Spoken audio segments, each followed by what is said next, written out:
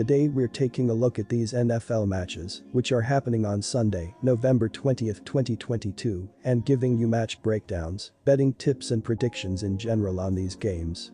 Welcome back to High Stakes, let's get straight into it. Also, don't forget to subscribe and push that notification bell to get notified as soon as we release these sport prediction videos, and if you would like more betting tips and predictions, then check out our Patreon in the link down below. Our new Patreon is a way for us to help you improve your chances of making more money. Multiple plans are available for each and every one of you. By becoming a member of the High Stakes Patreon, you will have access to our best team picks, total picks, parlay picks and much more. Stop wasting hours of your time searching for bad betting predictions that ends up costing you a lot of time and money.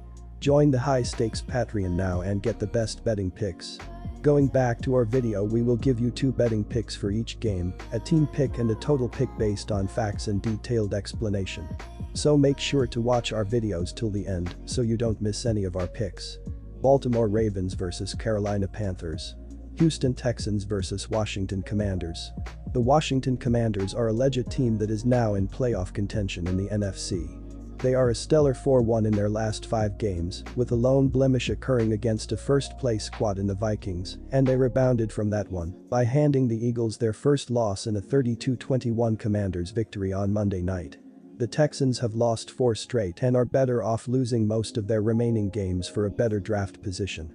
Furthermore, Houston is winless on its home field and is being outplayed on offense and defense.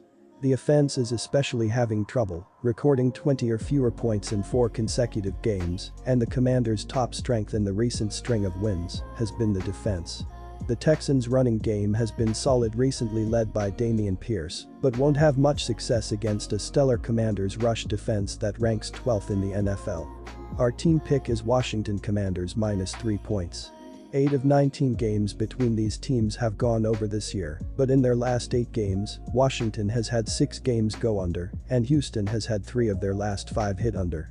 The Texans are averaging just 15.8 points in their current losing streak.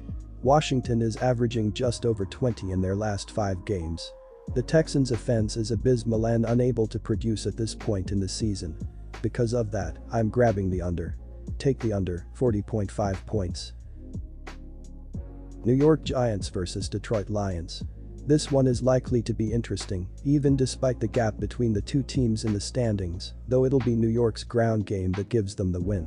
The Giants will take their near NFL-leading ground game against Detroit, which has one of the league's worst rushing defenses. Their ability to control the clock and move the ball with ease on the ground will be plenty good enough for them to grab the win in this one. The Lions have their own explosive offense, but with how strong the Giants are on defense as well, being at home will help this group rise to the top.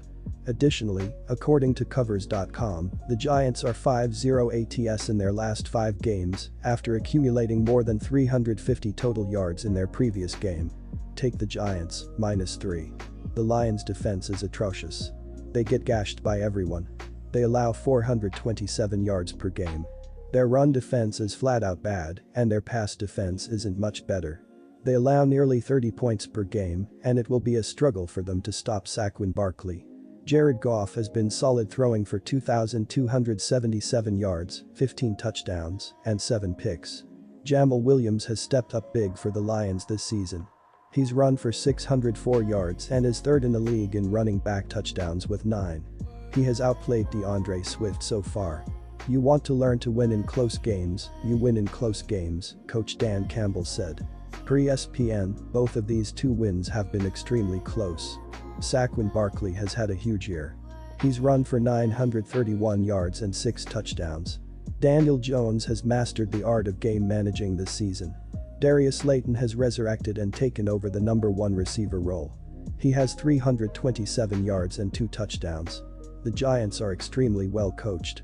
Brian Daboll gets the team to play up and beyond their capabilities weekly. The defense has played at an excellent level this season as well. I could never bring myself to take an under in a Lions game. This defense is putrid and allows big plays constantly. This number is not high enough when you consider how bad this defense really is. Their offense can also score some points fast, and I think this Giants defense is a little overrated. If the Giants want to win this game at home, they will have to score, because the Lions always do. Take over 45 in this one. New England Patriots vs New York Jets. New York found a way to surprise Buffalo at home in their previous game, boosting their record to 6-3 on the year and putting them tied for second in the AFC East. The Jets now look to take down the Patriots for the first time since a 26-20 home win on December 27, 2015.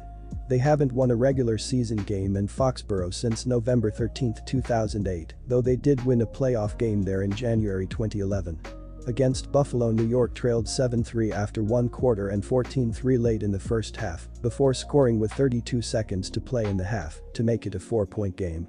With the game tied in the fourth quarter, the Jets went 86 yards in 13 plays, leading to Greg Zuerlein's 28-yard field goal with 1:43 to play. New York's defense stepped up and stopped the Bills on their ensuing drive to earn the win. The Jets were edged 317-310 in total offense, though they did hold a 21-19 advantage in first downs, a 32-44 to 27-16 edge in time of possession, and won the turnover battle 2-1 in the victory. Before the bye, the Patriots improved to 5-4 on the season with an easy 26-3 win over the Colts, though they are still in the basement of the AFC East standings. Against Indianapolis, New England led 13-0 at the half and completely stifled the Colts' offense en route to the victory. The Patriots held a 203-121 edge in total offense, picked up 11 first downs while allowing 8, and held a 31-06 to 28-54 advantage in time of possession. Both teams turned the ball over once in the game. New England scored on a pick six, sacked Sam Ehlinger 9 times, and blocked a punt to set up the offense at the Colts' 2-yard line. This game is going to be another tough one for the Jets.